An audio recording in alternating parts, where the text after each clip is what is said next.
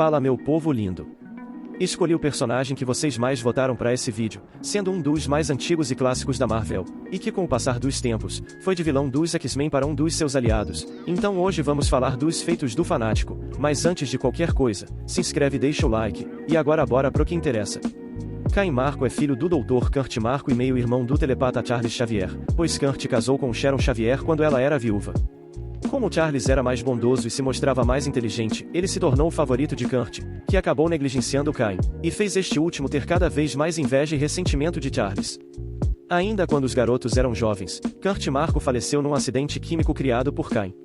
Mais tarde, os dois irmãos serviram no exército americano, estando na mesma unidade na Coreia, mas Marko buscou desertar, com Xavier indo atrás dele para trazer seu irmão de volta, e quando o encontrou, Caim achou o templo de Sitorak, o lugar onde uma entidade mística guardava um rubi. Essa joia daria o poder das faixas carmesim de Sitorak para quem a pegasse, e foi o que Marko fez por impulso.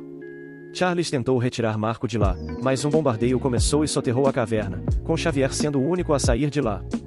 Porém, Caim sobreviveu por ter ganho os poderes mágicos do Rubi e o título de Fanático, se tornando imensamente forte e resistente, em seguida lutando contra outro humano que possuía os mesmos poderes que ele tinha agora, saindo vitorioso e com seu adversário indo de arrasta.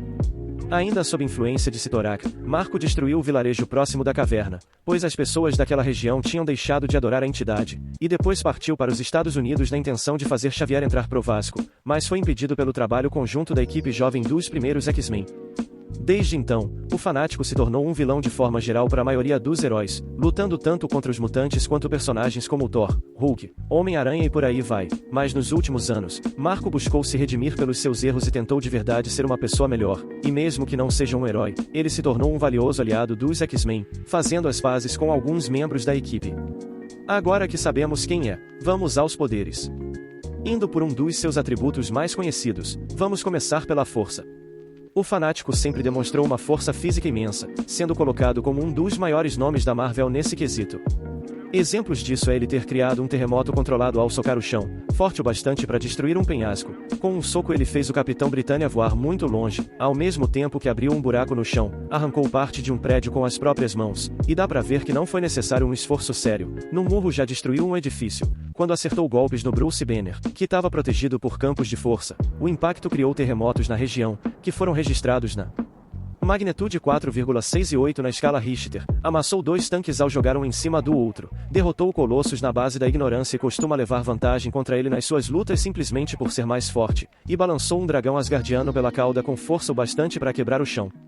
Fora que o personagem também é conhecido como um dos poucos que consegue lutar de igual para igual contra o Hulk, pelo menos por um tempo, e provou que pode machucar o gigante Esmeralda na base da porrada mesmo, tanto que em uma ocasião, com a ajuda de uma máquina que absorvia energia gama e os ataques de energia cinética de uma mutante, ele venceu o Verdão com uma sequência de golpes.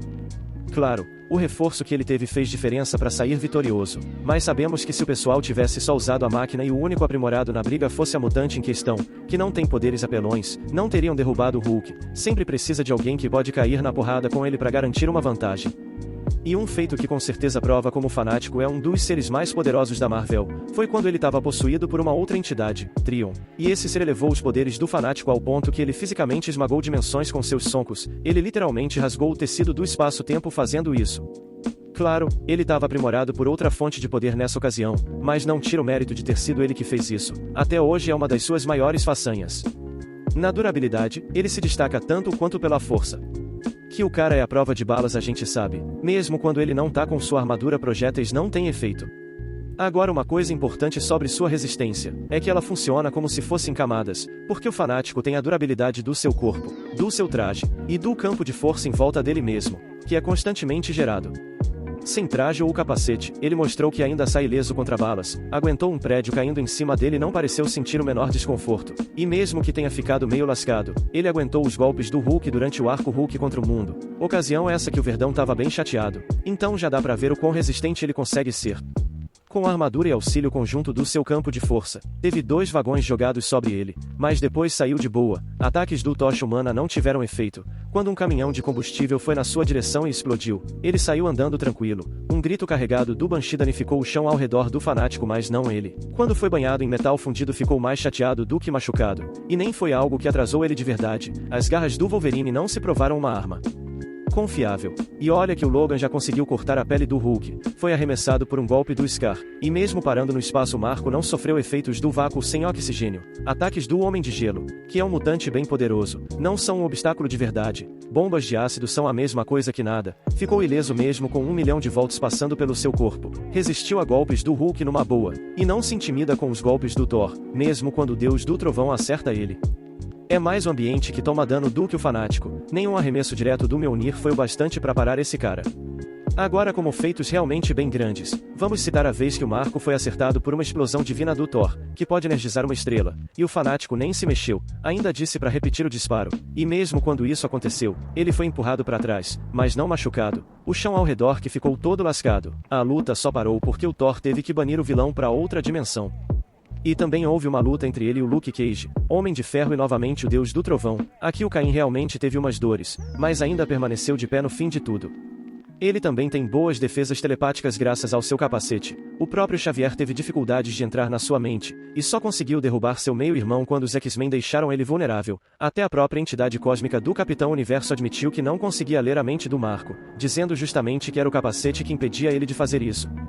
Em resistência de se exercitar, sabemos que o conceito do personagem é ser imparável. O próprio fanático diz que não precisa dormir, comer ou respirar. Exemplo disso é ele ter caminhado por vários quilômetros de rocha e ainda ter saído pelo mar, e também não foi afetado por um gás tranquilizante que poderia derrubar uma manada de elefantes. Na regeneração, o cara é absurdo, mesmo que não tenha tantos feitos quanto outros personagens como o Wolverine.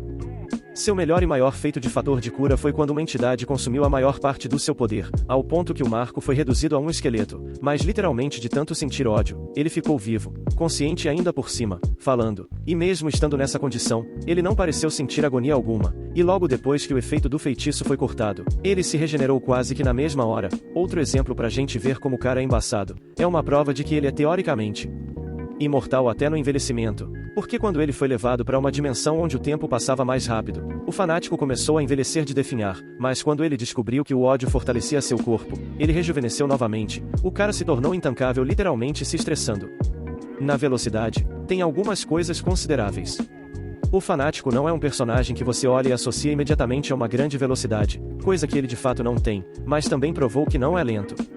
O Caim já conseguiu acompanhar o Fera numa briga, que tem agilidade sobre-humana. Quando o Homem-Aranha fez um estilingue improvisado usando uma viga, o fanático pegou o objeto pouco antes de ser atingido, sendo que ele nem estava olhando diretamente pro ataque e não fez um esforço sério para pegar o projétil. Já acertou o Speedball quando o herói se aproximou bastante, e esse personagem consegue se desviar de tiros praticamente a queima-roupa, e também já conseguiu golpear o Homem-Aranha. Personagem esse que é sinônimo de agilidade, então ele tem sim uma certa rapidez. Como sua característica marcante, vamos falar do seu movimento imparável. Juntando todos os seus atributos, o fanático é conhecido justamente por ser praticamente impossível de parar quando ele começa a correr em direção a algo. Ele já entortou e quebrou uma parede de metal que tinha 50 vezes a resistência à tração do aço de um navio de guerra. Mesmo afundando ao entrar na água, ele continua na direção que estava sem precisar nadar. Fez o Hulk voar com um ataque carregado e logo depois destruiu uma colina. Atravessou um prédio de boa enquanto o Homem-Aranha tentou sem sucesso impedir ele. Perfurou as placas tectônicas abaixo de Manhattan, o que causou um terremoto alguns meses depois, quando foi acertado pelo martelo do Thor e o Mjolnir começou a voltar pro seu dono. O fanático pegou uma carona pelo impulso do martelo até chegar no Thor. Isso fez os dois atravessarem vários vagões e lascarem um armazém, o que nocauteou o filho de Odin. Deu uma investida ao nível que conseguiu derrubar um prédio. E se liga nessa, o Marco já empurrou uma encarnação do Hulk por centenas de metros de rocha sólida. E caso se pergunte o quão forte essa encarnação do Verdão era, ele conseguiu levantar uma das pirâmides de Gizé. No combate, poucos batem de frente com ele.